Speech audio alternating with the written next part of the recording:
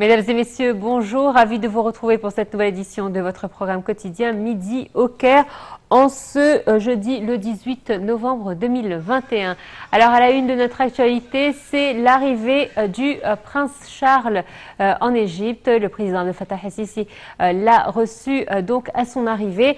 Bien évidemment, le prince Charles est arrivé en compagnie de son épouse. La Camilla sont en Égypte pour 2 jours pour une tournée exceptionnelle après la Jordanie, donc l'Égypte.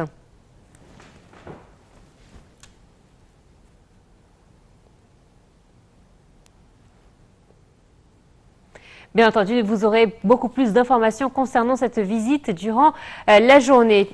Tout de suite, on enchaîne avec le président Abdel Fattah el-Sisi qui a ordonné l'expansion des activités du projet L'avenir de l'Égypte d'une façon intégrale pour une meilleure exploitation des ressources de l'État en matière de terres agricoles et d'eau, et ce dans le cadre du projet du nouveau delta. Je ne vous en dis pas plus, voyons tout de suite les détails dans ce commentaire.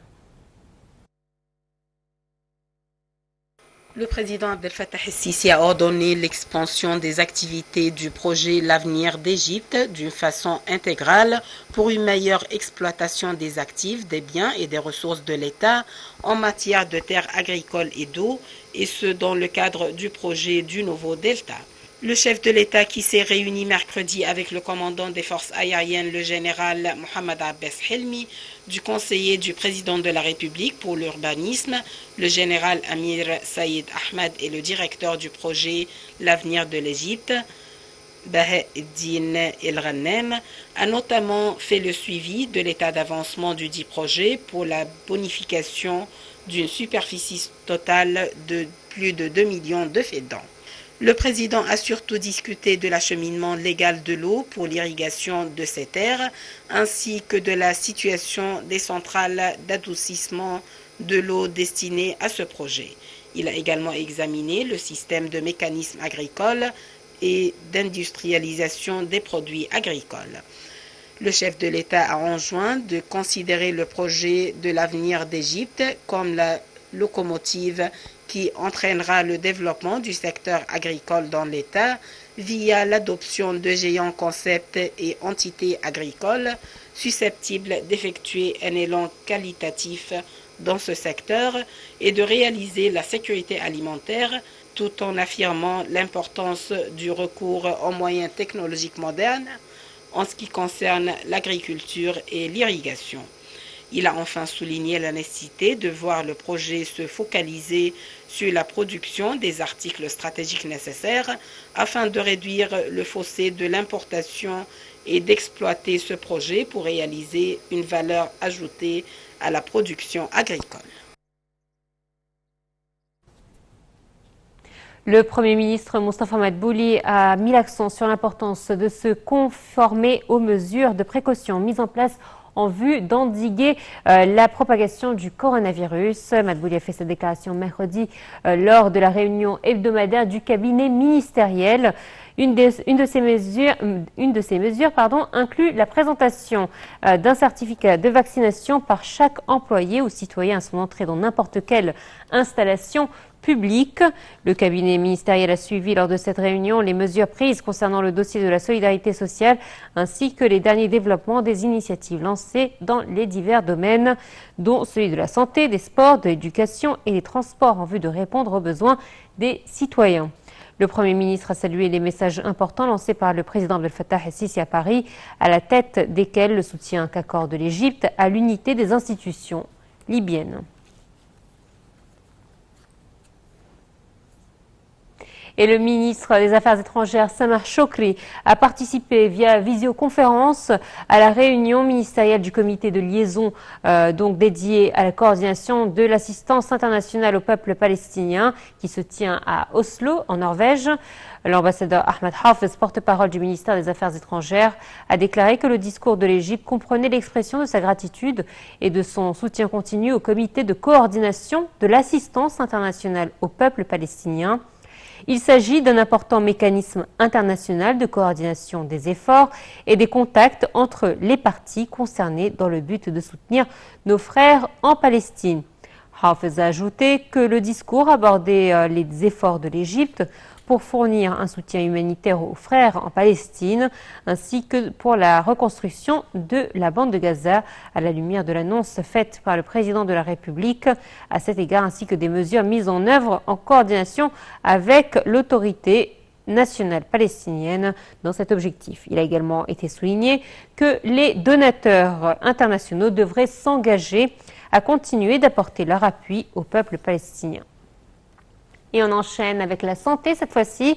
Le ministère de la Santé a annoncé hier que 654 personnes rétablies du coronavirus avaient quitté les hôpitaux de confinement après avoir reçu les soins médicaux nécessaires, portant ainsi le nombre des cas guéris à 289 503 cas.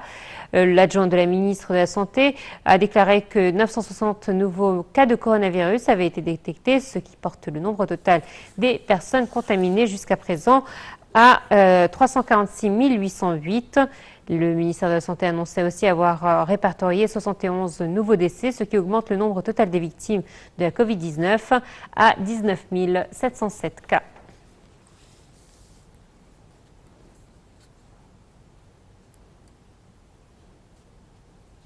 La ministre de la Coopération internationale, Rania Al-Malchout, participe au forum Bloomberg sur la nouvelle économie réuni à Singapour du 16 au 19 novembre courant. Plus de 750 économistes, décideurs, chefs exécutifs et entrepreneurs venus de différents continents participent au forum sur la nouvelle économie qui a débuté mardi à Singapour.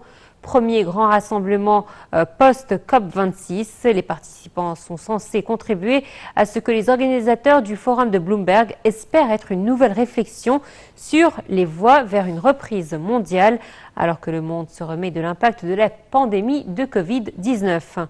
Les débats porteront sur la finance, le climat, le commerce, les villes et la santé, avec en toile de fond la pandémie de Covid-19. Dans le cadre de ces efforts pour renforcer les relations économiques entre l'Égypte et les institutions internationales. La ministre Al-Malchout tiendra nombre de réunions bilatérales avec des économistes et des responsables des différentes startups au monde, dont l'ancien Premier ministre Tony Blair, président de Tony Blair Institute for Global Change, qui se tient donc actuellement à Singapour.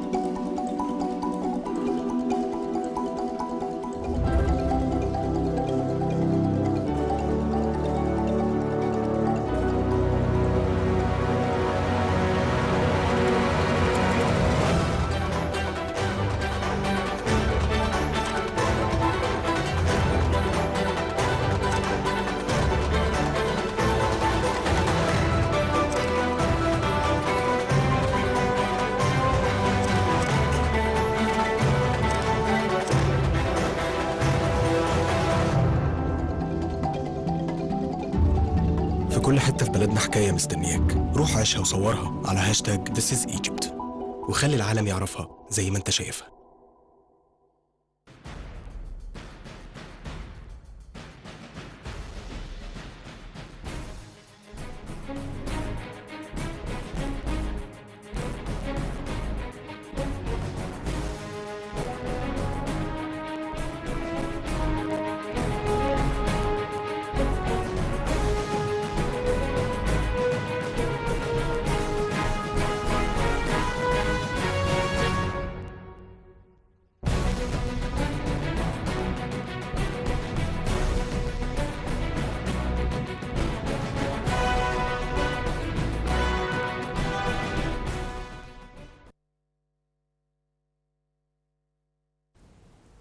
Et on termine avec le tourisme. Le ministre du Tourisme et des Antiquités, Dr Khaled El-Anani, a effectué récemment une tournée à Luxor au cours de laquelle il a inspecté les derniers développements des travaux d'aménagement de l'allée des Béliers pour que tout soit prêt à son inauguration. Je vous propose d'en voir les détails avec Mohamed Hamoussani.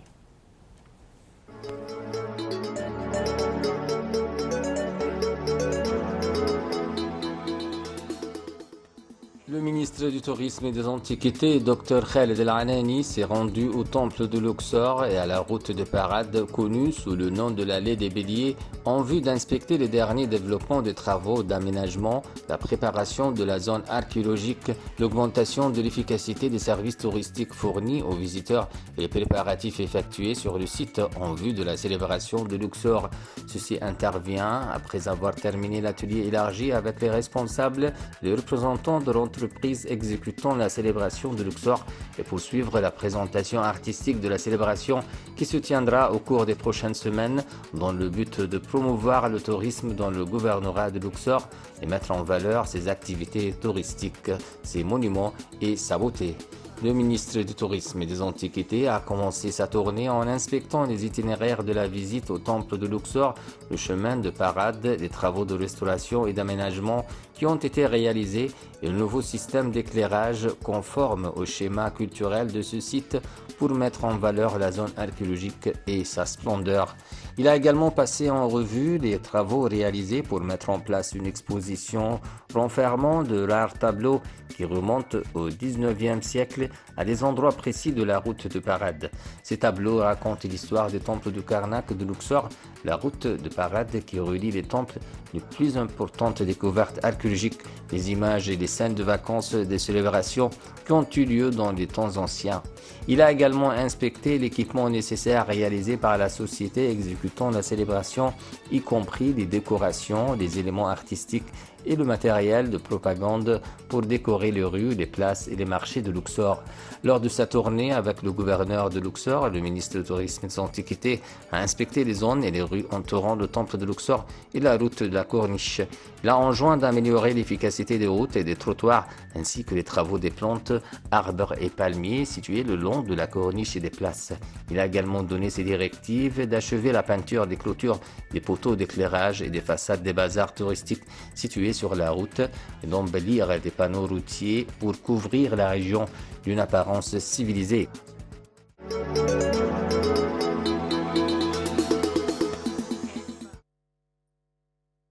Et voilà, c'est la fin donc de cette édition. Merci de nous avoir suivis. Excellente suite de programmes sur la TV internationale et on se dit à très vite. Allez, bonne journée à tous.